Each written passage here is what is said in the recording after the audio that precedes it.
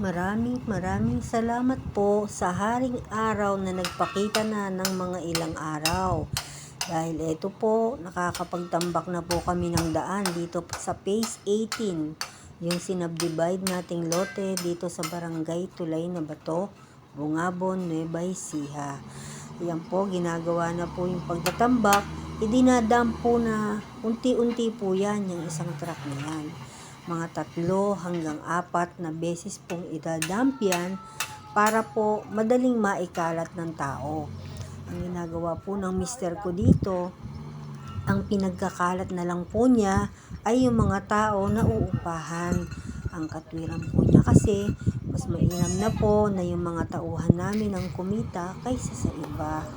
Sabi ko po sa kanya, ipakalat na lang po sa parmol na iuupa namin. Pero ayaw po niya kasi mas marami daw pong makikinabang na tao kapag sa tao po inyupa yan.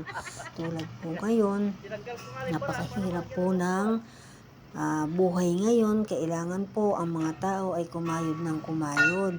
Pagka po kasi ganitong tag-ulan, hindi naman po kumikita ang mga tao dito. Kaya po pasalamat na sila kapag po tinatawag sila sa ganyan na inuupahan namin ng arawan para ikalat yung mga buhangin na pantambak dun sa ginagawa naming daan dun sa mga sinasubdivided na lote na ibinibenta po namin.